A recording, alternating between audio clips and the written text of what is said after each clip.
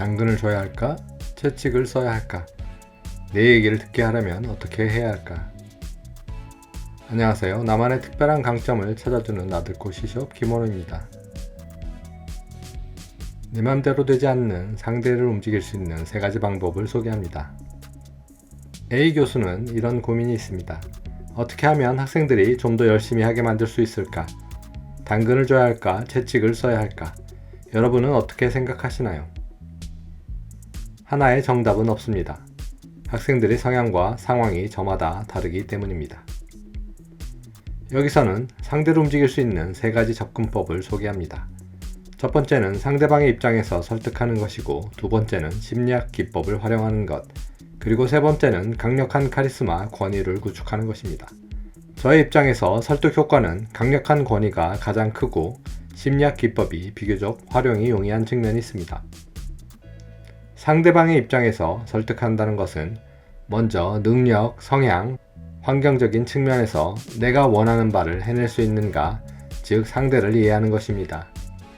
다음은 상대가 지금 당장 그리고 궁극적으로 원하는 바가 무엇인지 상대의 바램을 이해하는 것입니다. 그래서 내가 원하는 바를 해낼 수 있다면 상대가 원해서 하는 것처럼 제안을 합니다. 상호 윈윈의 관계가 되는 것이죠. 좀 더 구체적으로 들여다보면 상대를 이해한다는 것은 상대에 대한 관심과 호기심을 갖고 질문과 대화, 관찰을 통해 능력과 성향, 배경을 파악하는 것입니다.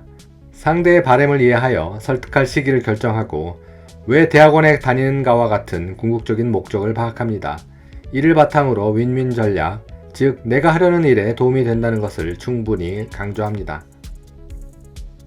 사례 1. 어릴 적 큰형의 심부름. 항상 내가 먹고 싶은 것을 묻는 것으로 시작해서 결국 형이 먹고 싶은 것을 사오는 것으로 끝납니다.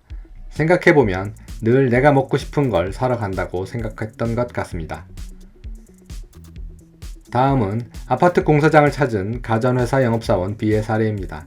현장에 도착해보니 차량들이 뒤얽혀 매우 복잡했는데 B는 차량들 한가운데에 뛰어들어 교통을 통제했습니다. 자신도 모르게 상대가 필요한 일을 한 것이죠. 그렇게 호감을 쌓은 B는 책임자를 만나 좋은 조건을 제시, 수주 기회를 얻을 수 있었습니다.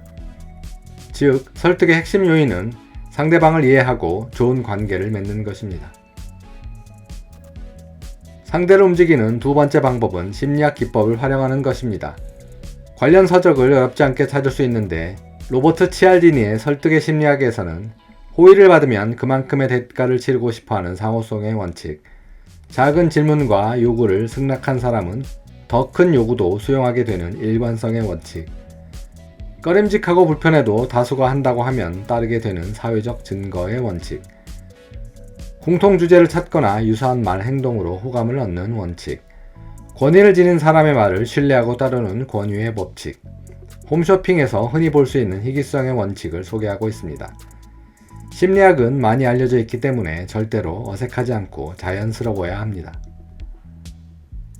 상대를 움직이는 세 번째 방법, 권위의 강력한 후광 효과.